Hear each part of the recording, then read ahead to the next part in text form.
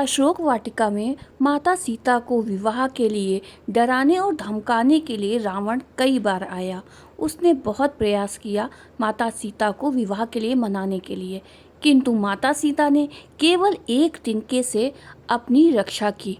तो क्या कारण था कि केवल एक तिनके से रावण भी डरता था और माता सीता ने भी अपनी रक्षा की?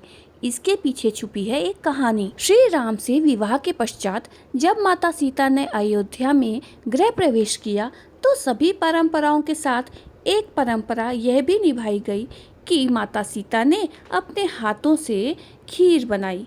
उन्होंने यह खीर महाराज दशरथ और साथ में अन्य ऋषि मुनियों को परोसी। माता सीता ने जैसे ही खीर परोसना शुरू किया, एक जोर का हवा का झोंका आया।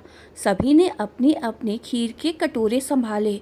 सीता जी कुछ समझ पाती उसी समय राजा दशरथ की खीर पर एक छोटा सा घास का तिनका आकर गिर गया। सीता जी ने उस तिनके को देख लिया, लेकिन अब वह खीर में हाथ कैसे डालें?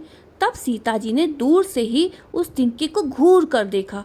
वो तिनका जलकर राख का एक छोटा सा बिंदु बनकर रह गया। किंतु यह सब होते हुए दशरथ जी ने देख लिया था।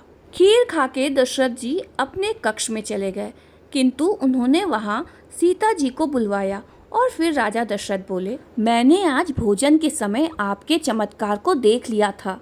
आप साक्षात जगत जननी का दूसरा रूप हैं।